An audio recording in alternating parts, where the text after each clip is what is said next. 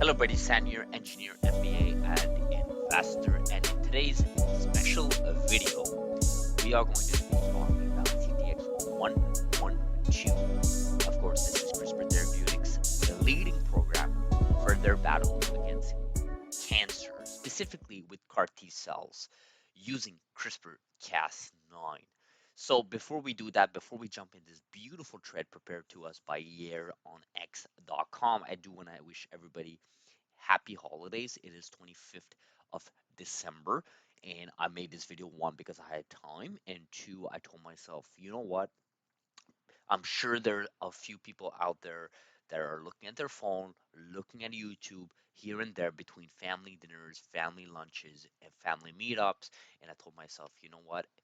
Why not make a CRISPR video specifically also thinking on the fact, and I've been repeating that for the last few weeks if you've been following me on YouTube or X, I've been saying how I believe, and a lot of us believe, 2025 is the year that biotech rebounds, specifically CRISPR comes back in the front, leading when it comes to technology being a mainstream technology.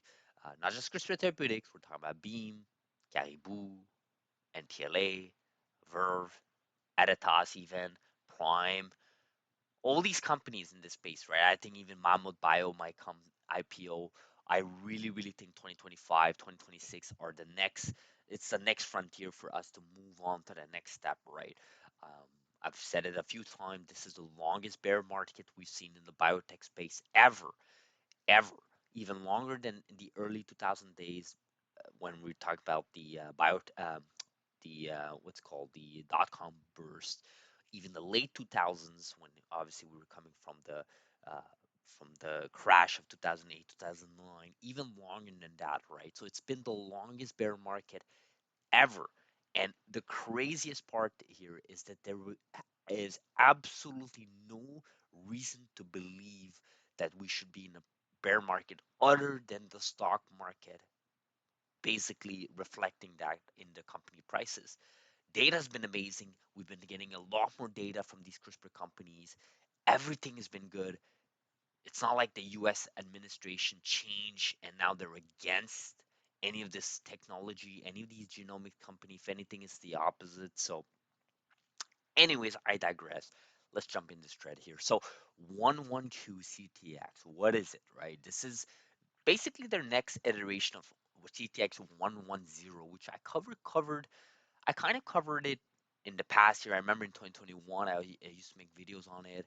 2022, I started talking a little bit more about it, but then I kind of stopped talking about it because the focus was on, of course, Casgevy, which is, of course, their leading program, which is approved by the FDA as of 2023, and it is commercial as we speak against sickle cell disease and beta thalassemia around many regions of the world, including the US. So their second program here, the kind of leading one, the one that a lot of people have their eyes on, this is the battle against cancer, okay? And this thread here goes over what is lymphoma, like what is this cancer about? How do you battle it? What's this program doing against this cancer specifically?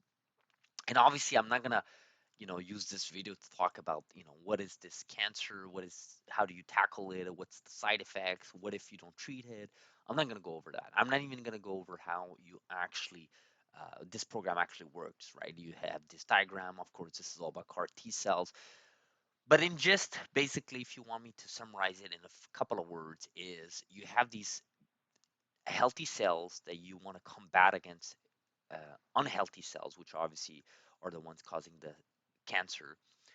And basically, the healthy cells have to remain healthy as long as possible in the body to be able to battle it. The problem is, obviously, up until now, we've never really had a method to keep these cells healthy enough to battle against these cancerous cells. And different companies are using different technologies. Some companies are getting average good data. CRISPR here is, we're going to take a look at it. They're using CRISPR-Cas9. They're using ex vivo metallurgy, specifically allogenic here, where they're kind of getting donated cells, editing them, and then delivering it back to the patient, which kind of poses the question about scalability. But why are we even talking about scalability if we don't even have a cure for this cancer, right? And this is where I think people get too much in the weeds, right? Think about it, Tesla story. What would have happened if you focus when they released the Model S, right? Which obviously was over 100K US, not affordable to the average person. You didn't have the supercharger network around the country in US or in anywhere in North America or anywhere around the world. You didn't really have this expansion of superchargers that you have today. What if instead of buying the Model S at 2012, 2013, you said, you know what, this is not a 35K car.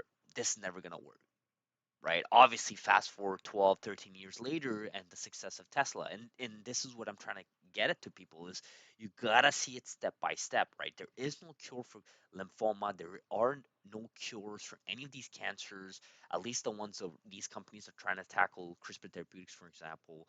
And this program is the first to be able to potentially cure it. And what if you get this program FDA approved and then you can move on to optimization? Then you can move on to, okay, let's scale this thing, something that makes sense commercially. Uh, not just, I think it still makes sense commercially, but we're talking about making billions and billions of profits, not just revenues, right? So we take a look at the data here. Obviously, I had a couple of dose levels here. You can tell here 30, 100, 300, 600. So obviously, these are multiplying from DL1 to DL4. That's a huge multiplier. And I think that's the most important. These two figures is the most important because obviously they want to test a different dosage level and see how patients behave. Now you have a sample of 12, kind of have the demographics here. 67% are male, so more male than female. You got more data here. So and sample size, sample data obviously matter. We could make a whole different video on it. I'm not going to do that, but basically in dose level you can see that uh, you can tell that if for dose level 1 you had, you know, this many patient, dose level 2, this dose level 3, and dose level 4, you had that, right? So we take a look at here, and now let's take a look at the ORR and CR, of course, objective and complete responses. And you can tell this has been a complete success, right? Complete success, right? You can take a look at the data here. Complete success, right? You take a look at here, and let's take a look here. And well, maybe we can even take a look at the chart here. This is even a better chart to look at it because you can see each patient being each row. You can see which dosage level they got. And this is just amazing, right? Look at how many blue lines are there. That's the blue line is what you're looking for, okay? Even the cyan line, partial response, it's not ideal, but it's not that bad, right? You take a look at that, right? And this is amazing. Obviously, there's been unfortunately one, uh, sorry, there has been no death here. I thought there was one death. Maybe I'm, oh yeah, there is. Is here. Here, this third one, there's an X here. Unfortunately, this patient died. That's very unfortunate. But you can take a look at the other patients here. This is pretty good data, right? You can't argue against data. This is what I've kind of been repeating to people. And you can tell that their dosage level 3 and 4, which is their two different cohorts, higher low levels of dosage, is significantly better than lower. So they kind of already had the dosage level now ingrained. They can tell that the higher dosage, obviously the third and fourth, is much better. So they'll have to decide which level of dosage they want to go going forward. And most importantly, from CTX 110, which is their first iteration, and the CTX 112, you can tell the multiplier magnitude increase, almost 10 and 7 respectively in these two uh, metrics that they're calculated, right? In the Cmax and AUC. So you can tell that, you know, having a significantly increase by 10 almost and 7 respectively AUC and Cmax, you can kind of tell that CTX 112 is superior to 110, which was the same dosage level 300 M there. So this is pretty significant. And of course, the tread finishes with the fact that they got a RMAT designation by the FDA. We actually covered this in this video in this channel. We covered it. And just look at my video catalog, you'll see it and the importance of it. I went in details, and again, that was using Year's amazing research to cover what's the meaning of putting a designation RMAT for this type of for a program in the biotech space with regards to the advancement of this program. So this is pretty good, guys. This is I mean, what else you want, right? I mean, these are things that are gonna take time, right? You have 12 patients. This is gonna have to increase. I believe they already stated how many patients they wanted. They're gonna need over 30, 40 patients, before the FDA takes a serious look at it, or maybe not, right? The RMAT designation that was given, FDA is already looking into it. They've already understanding the data. This data was released subsequently. They got the RMAT designation. So clearly the FDA is involved here. Clearly the CRISPR Therapeutics have links with the FDA due to CTX001, or rather Casgevy, which is FDA approved as of last year. So I think this is great, guys. This is what I meant, boy. Get the first program out, approved, commercially available, then start working on the second program, right? It's not just CTX112. I believe CRISPR Therapeutics has a lot more than just this program in the pipeline. You take a look at the pipeline here, and they got other programs too, guys. They got 131. That's their other immuno-oncology program here. They got the in vivo approaches, which is something a lot of people are looking for. The whole cardiovascular disease with using in vivo CRISPR-Cas9 technology. They got their whole type 2 diabetes, type 1 diabetes rather. Not sure where we're at with that. I would love to see an update with that. I think it's about time in 2025. But clearly, this company is doing a lot more than just focus on cash Java. Now, obviously, cash Java, I think the big question mark for this company, and I've heard naysayers say that is, well, you know, where's the money, right? Are are these guys going to make any sort of revenue even this year? And I believe so. I think with all these treatment centers open last year, over 40-ish, and they got a couple of more in the pipeline, with Vertex having a positive outlook, Vertex owning 60% of Cash Java, and CRISPR Therapeutics only owning 40%, which is not a small number.